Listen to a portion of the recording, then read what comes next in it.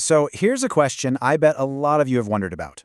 Can a non-US citizen actually get a job at a company like SpaceX or Blue Origin? For a long, long time, the answer you'd hear is just a flat no. It's all because of this crazy maze of regulations. But today, we're going to dig in and find out if that's a hard rule or maybe, just maybe, it's a huge myth.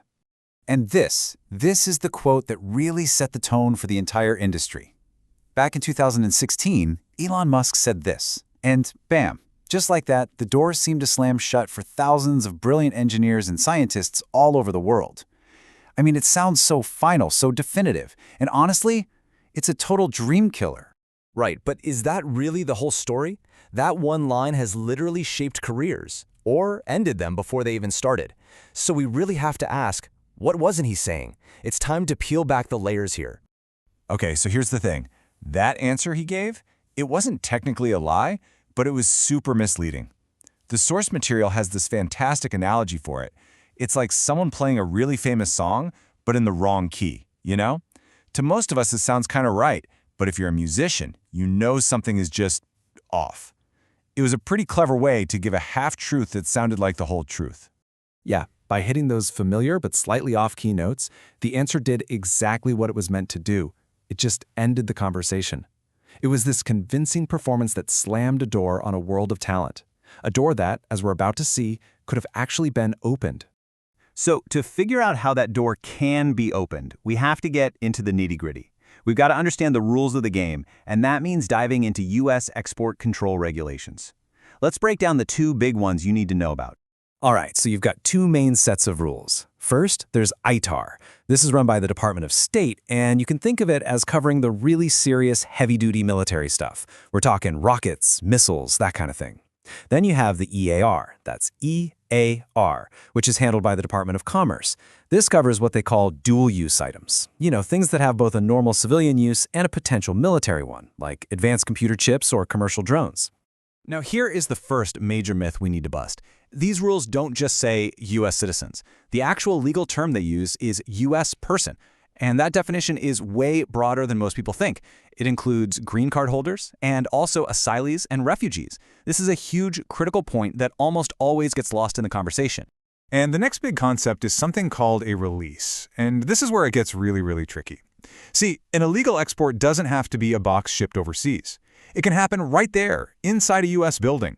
Just showing a foreign employee a sensitive blueprint, or heck, even having a deep technical conversation with them over a coffee can be considered an illegal release of that technology.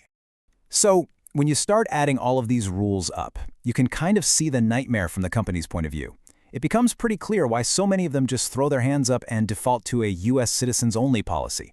The whole compliance thing is just a massive headache. Our source compares it to trying to put together a 5,000-piece jigsaw puzzle, but some of the pieces are missing, and other pieces look like they should fit, but they just don't. It's this constant state of feeling like you're close, but never quite complete. That's pretty much the daily reality for the folks working in compliance in this industry. And we're not just talking about paperwork here. These are real, expensive hurdles. Companies have to deal with strict government contracts. They've got to build secure IT networks that can separate data and control who can physically walk into a lab. And on top of all that, you just have management that naturally wants to avoid risk. It's a huge, huge undertaking. But, and this is a really important but, even with all those hurdles, there is a path to getting to yes. It's not a walk in the park, for sure, but it is possible. The source material calls this the art of the possible. The key to all of this, and it's something Musk himself actually mentioned for a split second before changing the subject, is getting a special kind of permission from the US government. This one thing is what unlocks the entire process. And that special permission, it's called a DSP-5 license. Basically, the company applies to the Department of State, and this license gives them the official legal authority to share very specific controlled information with one named foreign person for one specific job. So it's not a blanket free-for-all, but it is a totally legal and established way to move forward. So, when you zoom out, the big takeaway here isn't that companies don't want to hire or the applicants aren't qualified enough. It's really that everybody involved is stuck trying to navigate this incredibly complex system. And that really gets to the heart of it. You can't blame the company for being cautious, and you can't blame the applicant for not being a citizen.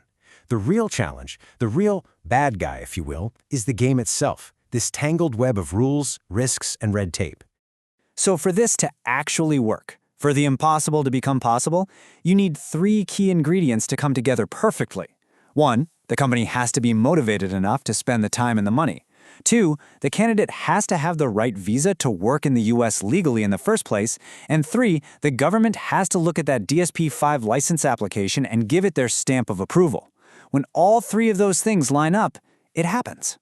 And that leaves us with one final big question. We all know that talent is everywhere. It's global. And we now know that the legal paths, even though they're hard, do exist.